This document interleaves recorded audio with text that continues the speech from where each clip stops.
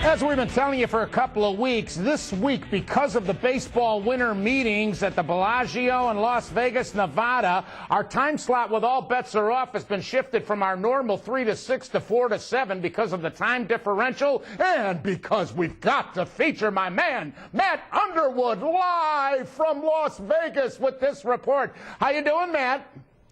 I'm doing great, Bruce. How are you? I'll be better if the Indians get the job done in these winter meetings. First question, who's going to be the closer? Well, I think that's the million-dollar question for the Indians. Actually, I guess you could say it's the multi-million-dollar question for the Cleveland Indians because they're looking at just about every available closer on the free agent market right now, and none of them are going to come cheap. I think Mark Shapiro has... You know, he's cautious not to prioritize his list of wants and needs during this offseason, but clearly they need a closer. He's been very adamant about saying that as much as they like Jensen Lewis and appreciated the job he did a year ago, they want somebody who is experienced at finishing baseball games. And so I think they're looking at Trevor Hoffman. They're going to also take a look at guys like Jose Valverde. And I just don't think you're going to see anything consummated or done while we're here in Las Vegas because when you're talking about free agents, Bruce, physicals have to be done before any deal is finalized. That's not to say they won't get very close and lay the groundwork to ultimately get a deal done maybe in the next week. But you probably won't hear any official announcement while we're here in Las Vegas. Is there a possibility of J.J. Putz, a deal with Seattle for him? I think there's definitely a chance of that. I think Seattle has made it very clear that they're willing to part with a guy like J.J. Putz if the price is right from their end.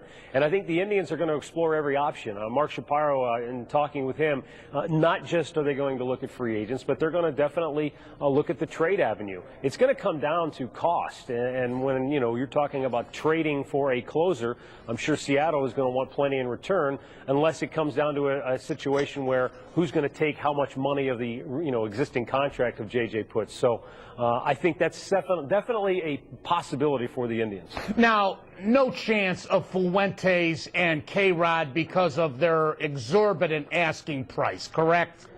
I would think so. I think those guys have definitely priced themselves out of the Indians market. Any guy who's going to want a multi-year contract of the length that these guys are talking, 4, 5 years and beyond, and in excess of, $12 to $15 million a year, that does not work into the Cleveland Indians budget. It doesn't work into many teams' budget as far as that's concerned.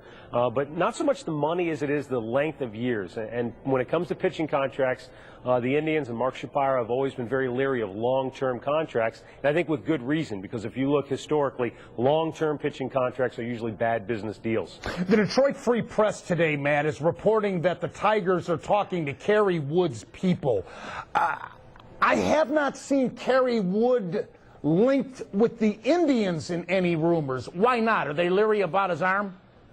No, I just think that you just haven't heard any rumors. I just don't think that that rumor has been out there. I think I can't confirm this because, Mark Shapiro will not comment on specific free agents, but I think the Indians are in on Kerry Wood. I think they've definitely had conversations with Kerry Wood's representatives, or at least have kicked the tires. I think the problem, though, again, comes down to, where is Kerry Wood going to fall in that financial range? Is he going to try to be up there where K-Rod is, or is he going to fall down to more the mid-range level? And if he's in that mid-range level, then I think the Indians have a great chance. Look, Bruce, it's going to come down to a simple situation, a simple case of economics.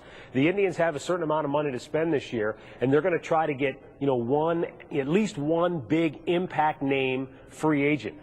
They're not going to try and nickel and dime with a lot of small signings and small deals. So I think they're going to go after one, sizable, prominent free agent this offseason. And I think the closer spot is where you're going to see that sign. See where Minnesota now is backing off of Casey Blake because Casey wants 3 years, so he could be back in the mix for the Tribe. Is there any further word on a possible trade, let's say a Brian Roberts or somebody else? Because Peralta's been playing third base in winter ball. I talked to Mark Shapiro about Johnny Peralta, and while Peralta has played almost exclusively third base this winter, they're still not married to the idea of moving Johnny. In fact, Mark says that if they were going into the season today, Johnny would still be the shortstop. So I think a lot of that will happen, will depend on who they find this offseason. Is it a third baseman, or is it somebody that plays in the middle of the infield that would precipitate Peralta be moving over to third base? I haven't heard anything with regards to the Brian Roberts scenario. I think the Indians are definitely going to look at, other options as opposed to, just looking at a free agent third baseman or just looking at a free agent middle infielder. But as of right now, haven't heard anything with regards to Roberts. Well, keep those eyes and ears open for us, Matt. We're going to be looking forward to your interview with Bob Filler about Joe Gordon being inducted into the Hall of Fame.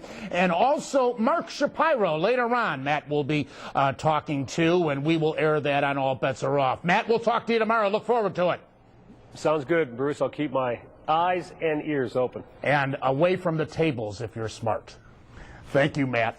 Matt Underwood for STO at the Bellagio in Las Vegas.